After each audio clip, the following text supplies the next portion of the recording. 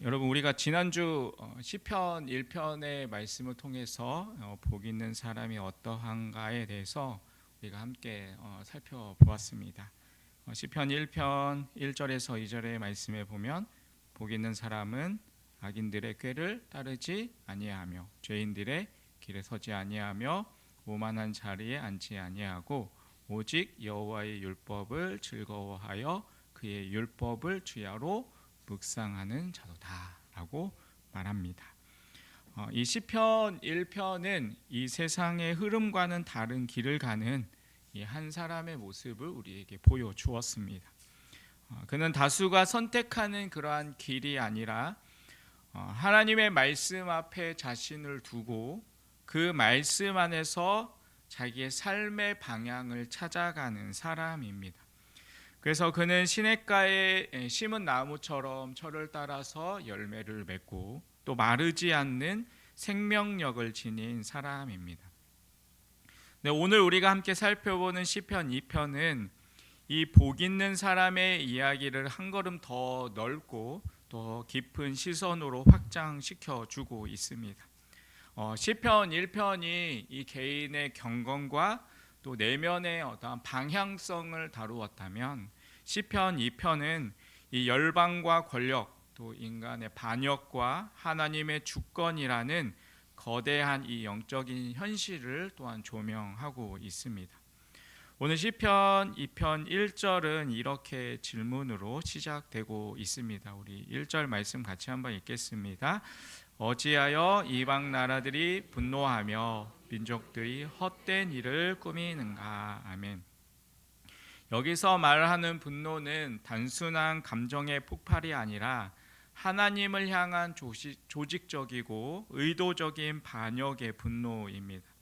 여기 헛된 일을 꾸민가라는 것은 히브리어로 이제 헛된 것, 공허한 것, 아무 유익이 없는 계획을 의미합니다. 여러분 이것이 세상의 본질입니다. 인간은 하나님의 주권을 떠나서 자신이 주인이 되고자 분노하고 결과적으로는 아무 소망이 없는 그러한 길을 스스로 선택하고 있는 것입니다. 이것은 고대 이스라엘 주변의 열강들 모습뿐만 아니라 오늘 이 세상의 전체의 모습이기도 합니다.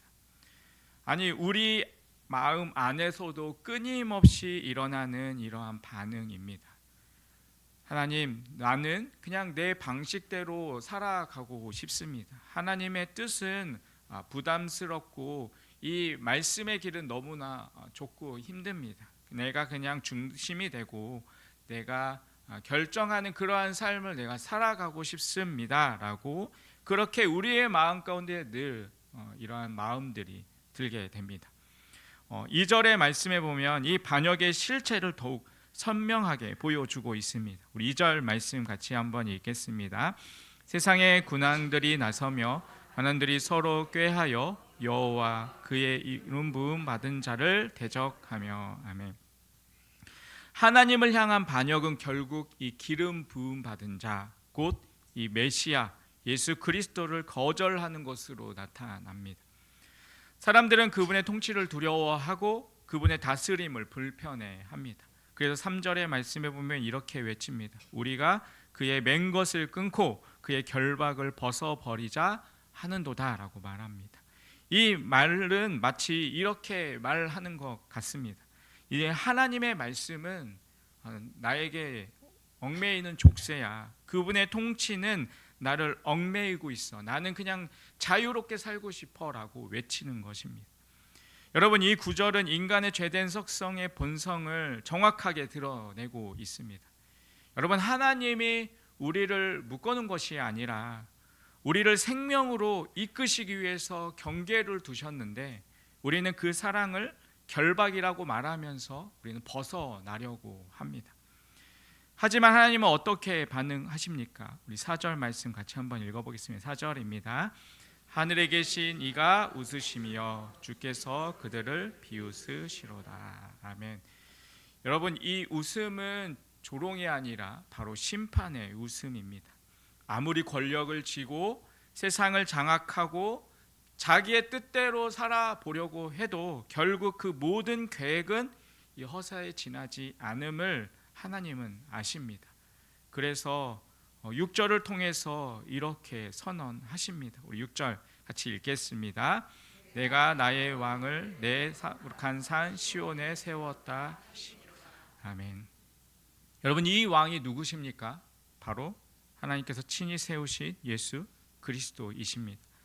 하나님이 이미 주권으로 그분을 높이셨고 온 열방과 역사의 주권을 그 손에 맡기셨습니다.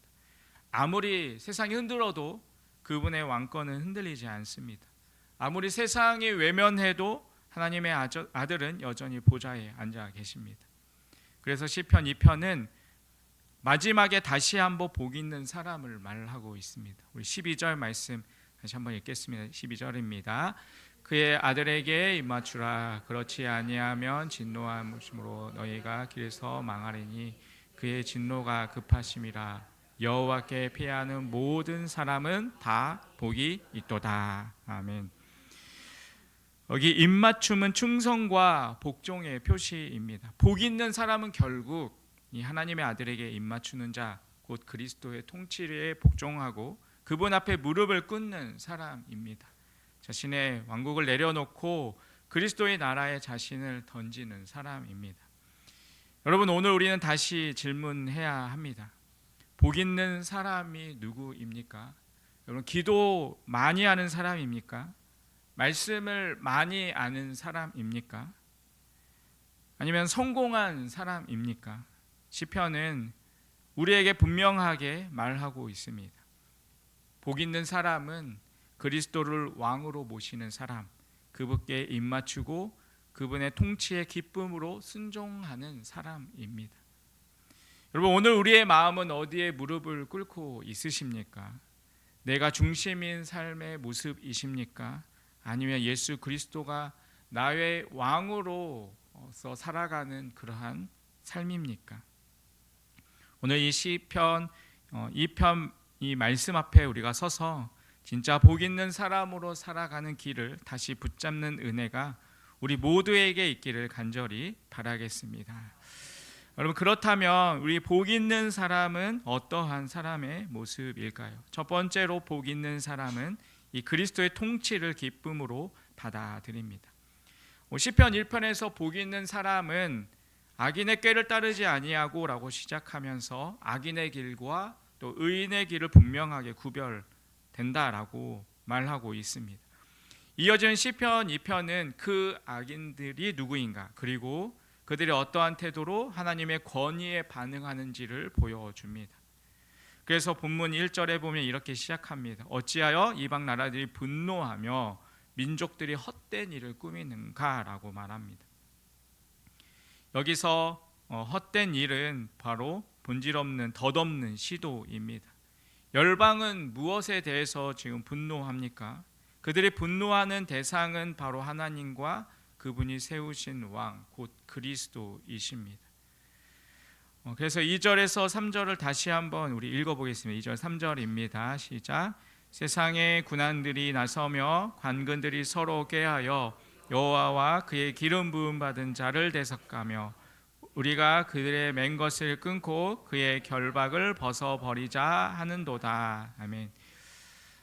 이 본문은 역사 속에서 모든 시대에 반복되는 하나님의 주권에 대한 도전을 드러내고 있습니다. 이것은 단지 정치적인 그러한 반란을 말하는 것이 아니라 하나님의 통치를 거부하고 자기 중심적인 삶을 선택하는 인간의 교만한 본성을 보여주고 있는 모습입니다. 이 말씀은 예수 그리스도의 생애와 죽음을 통해 또한 놀랍도록 성취됩니다. 사도행전 4장에서 베드로와 또 요한이 박해를 받자 그들 초대교회는 이 시편 2편을 통하여서 이렇게 기도합니다.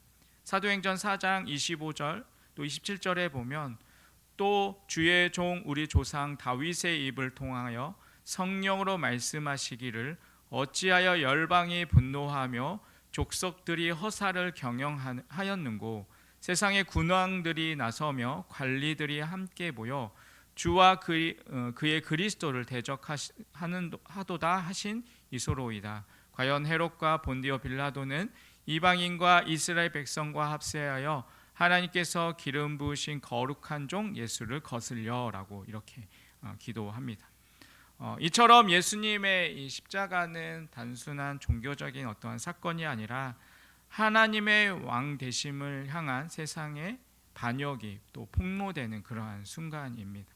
십자가는 인간이 하나님을 밀어내고 자신이 주인이 되려고 했던 죄의 절정이었지만 놀랍게도 하나님은 그 순간을 예수님의 왕권을 확정하는 길로 삼으셨습니다. 그래서 시편 오늘 4절에서 6절은 이렇게 고백합니다. 4절에서부터 6절 말씀 같이 한번 읽도록 하겠습니다. 같이 읽겠습니다. 하늘에 계신 이가 웃으시며 주께서 그들을 비웃으시리로다. 그때 분을 바라며 진노하사 그들을 놀라게 하여 이르시기를 내가 나의 왕을 내 거룩한 산 시온에 세웠다 하시리로다. 아멘.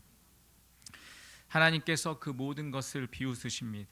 이것은 조롱의 어떠한 비웃으심이 아니라 인간의 반역이 아무리 능력이 없음을 드러내는 하나님의 주권적인 선언입니다.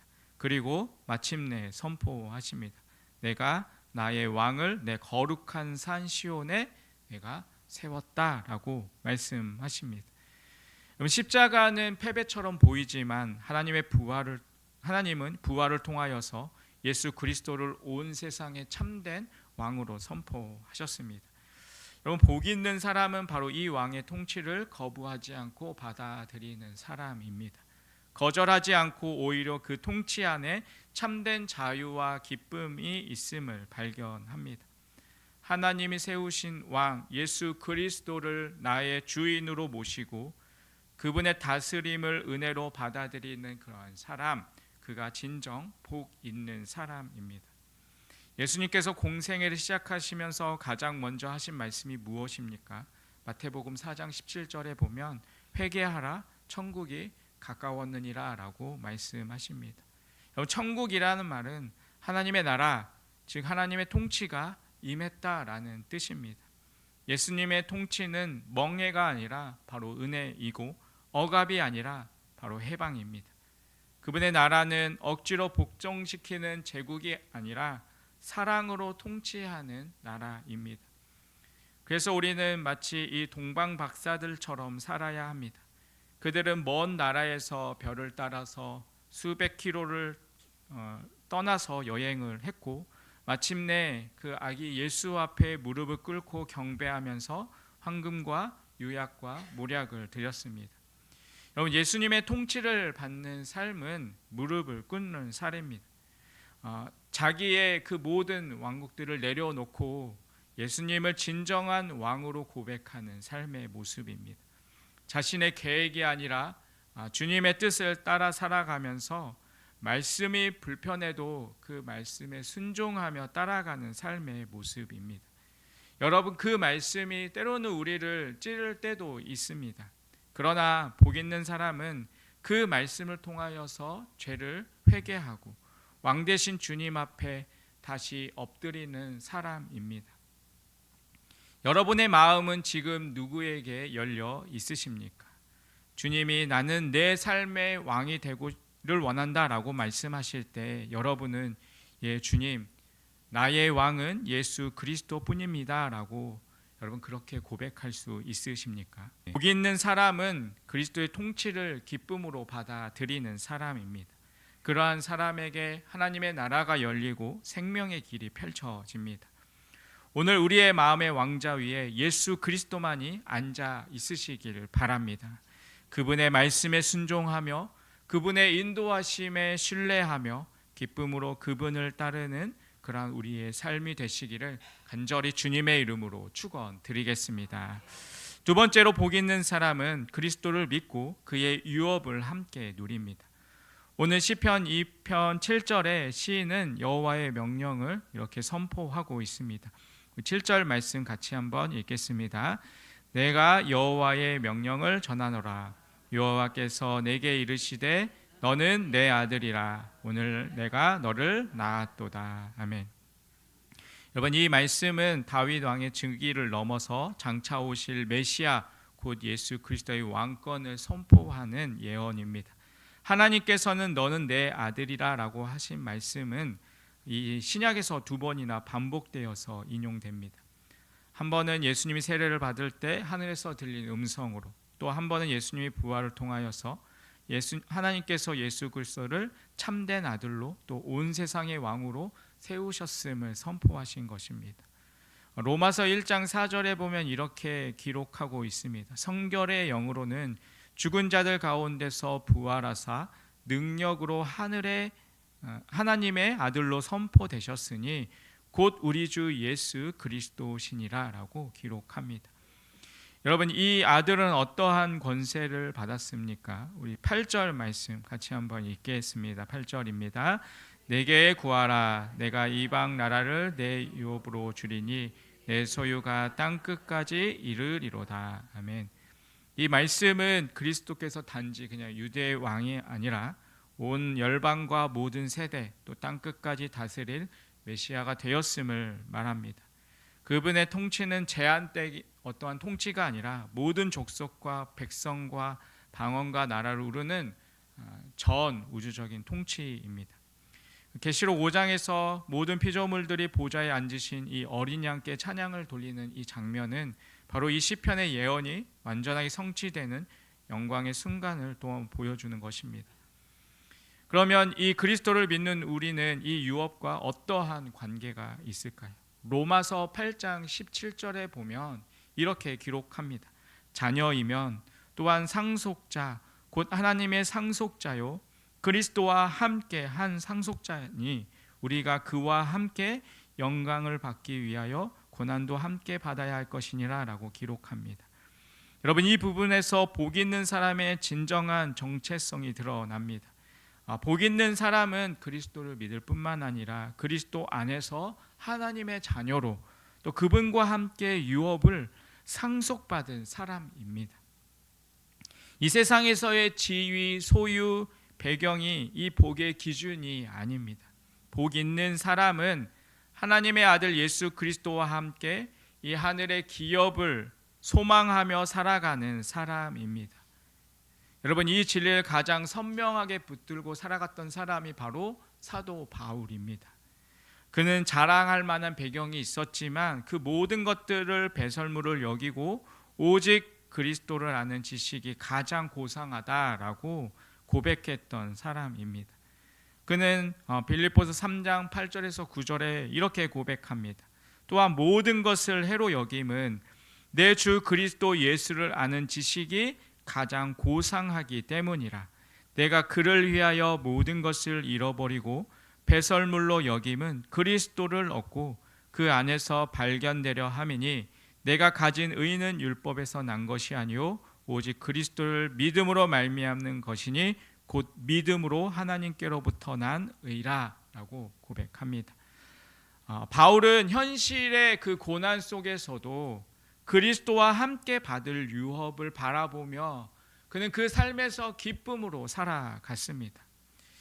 여러분, 그가 누린 복은 세상에 주는 어떠한 평안과 안정이 아니었습니다. 그는 외롭고 또 가난하고 또 핍박을 받기도 했지만 그 마음에는 가장 부유한 사람이었습니다. 우리가 예수 그리스도를 믿고 따를 때 우리 역시 이 땅의 소유를 넘어서 하늘의 유업을 누리는 자로 부름을 받은 자들입니다. 우리는 하나님의 자녀로 그리스도의 공동 상속자로서 장차 주님이 주실 영광스러운 유산을 소망하며 살아가는 사람들입니다. 그러므로 우리는 이 세상에서 잠시 손해를 보거나 또한 낙심을 받거나 또한 고난을 받을 때 우리는 그 가운데서 좌절하거나 낙심하지 않아야 합니다. 왜냐하면 우리의 복은 눈에 보이는 안정에 있는 것이 아니라 그리스도 안에서 영원한 기업을 소망하며 살아가는 그러한 삶이기 때문입니다. 여러분, 복 있는 사람이 누구입니까? 그리스도를 믿고 그분의 통치를 기꺼이 따르며 그분이 주시는 하늘의 유업을 삶의 중심으로 모시고 살아가는 사람입니다. 이러한 사람이야말로 세상 끝까지 함께 하시는 하늘의 왕권을 믿음으로 또한 누리는 사람입니다. 복 있는 사람은 예수님과 함께 이 하늘의 유산을 바라보며 살아갑니다. 여러분, 우리 모두 그 복을 붙들고 여러분 이 땅의 것에 연연하지 않고 하늘의 영광과 우리의 기업을 소망하며 그리스도 안에 깊이 뿌리내는 인생을 살아가는 우리 모두의 삶이 되시기를 간절히 주님의 이름으로 축원드리겠습니다. 그럼 마지막으로 복 있는 사람은 이 두려움과 떨림으로 주를 섬깁니다. 시편 2편의 마지막 구절들은 참으로 강력하고 따뜻한 초청의 말씀으로 끝이 납니다. 오늘 본문의 10절과 11절에는 이렇게 기록합니다. 우리 10절, 11절 말씀 같이 읽겠습니다. 그런즉 군왕들아 너희는 지혜를 얻으며 세상의 재판관들아 너희는 교훈을 받을지어다. 여호와를 경외함으로 섬기고 즐거워할지어다. 아멘. 여러분, 이 말씀은 단순히 그냥 권력자들에게만 주시는 메시지가 아닙니다. 세상에 살아가는 우리 모든 사람들에게, 특히 하나님의 통치를 받는 복 있는 사람에게 주시는 삶의 태도를 말합니다. 복 있는 사람은 하나님을 경외하고 두려움과 떨림으로 하나님을 섬깁니다. 여기서 경외는 단순한 공포가 아닙니다. 하나님의 크심과 거룩하심, 그분의 공의와 자비를 깊이 아는 자만이 가질 수 있는 거룩한 떨림입니다. 하나님을 가볍게 여기지 않고 그분 앞에 바로 서려고 하는 진실한 마음입니다. 성경에서 이 경외함을 가장 잘 보여주는 인물 중 하나가 바로 이 요셉입니다.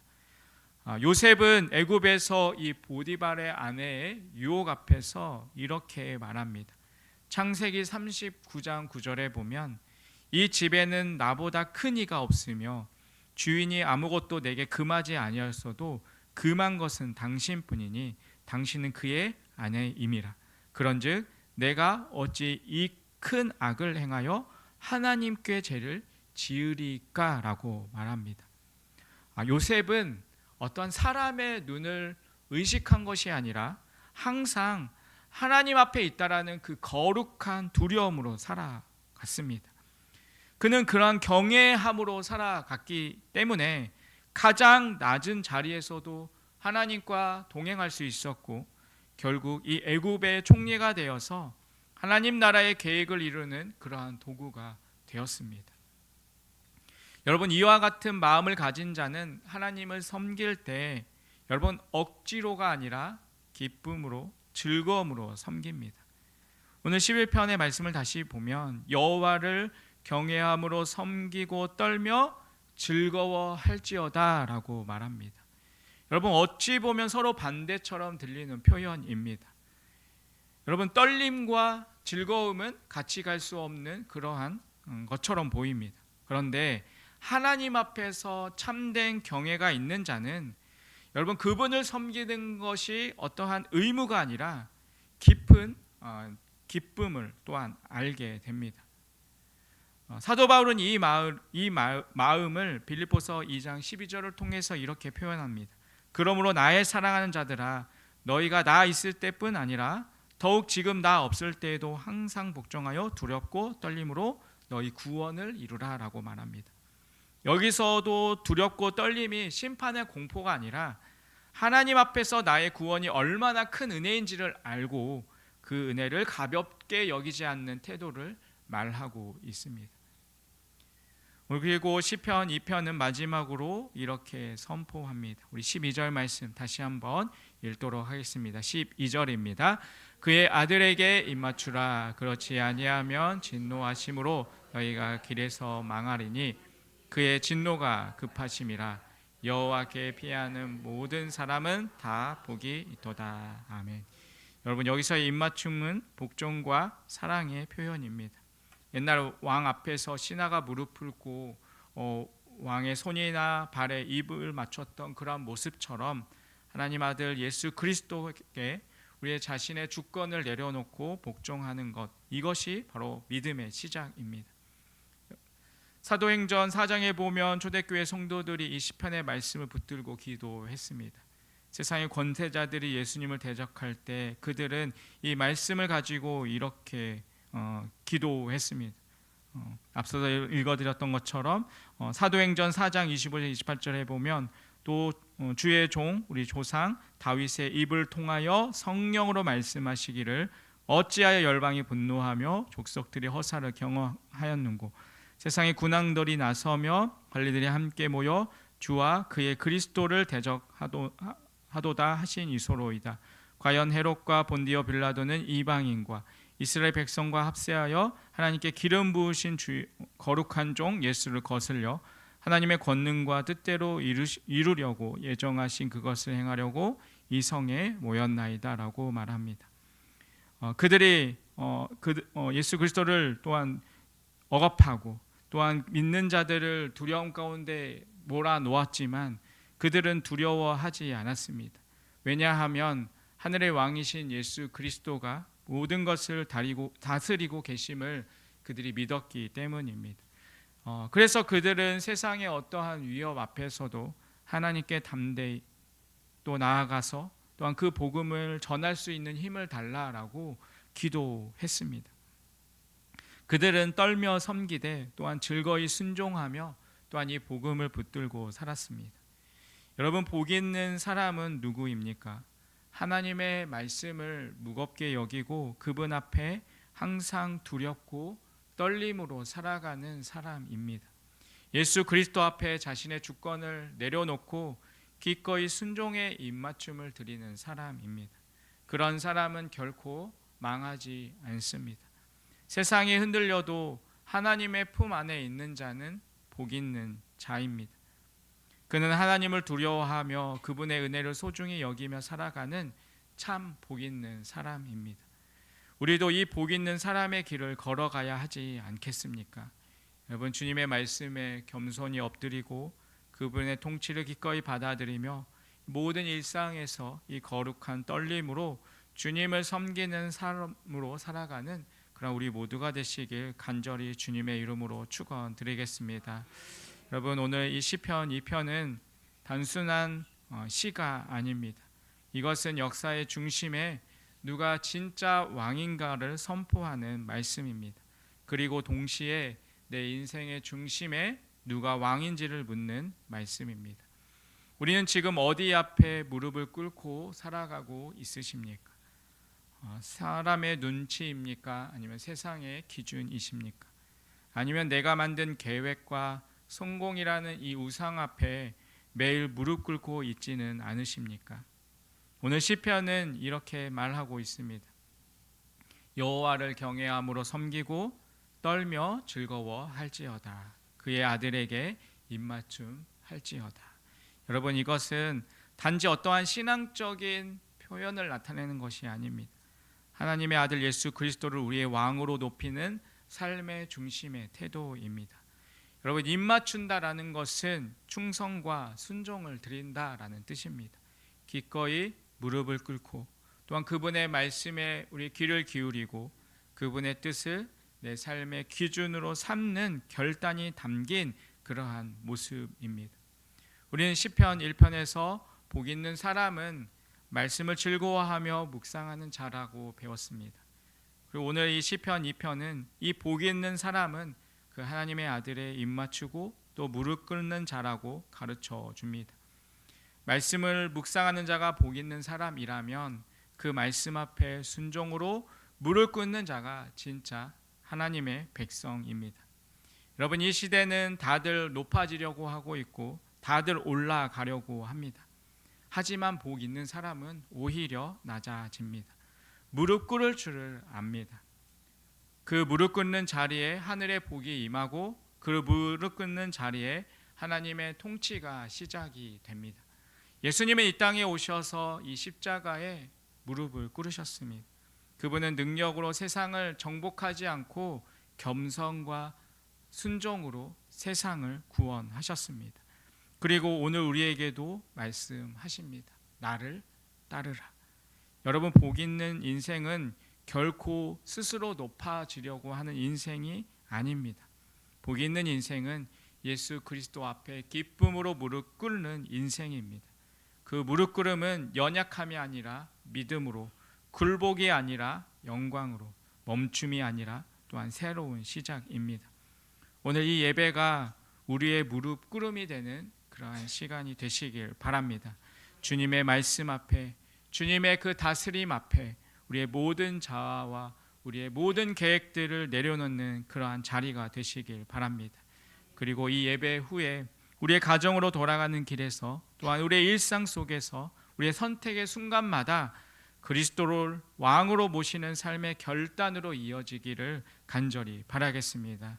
이번 예수 그리스도를 나의 왕으로 높이며 그분 앞에 기쁨으로 무릎 꿇는 삶을 살아가는 그런 우리 모두가 되시기를 주님의 이름으로 간절히 축원드리겠습니다.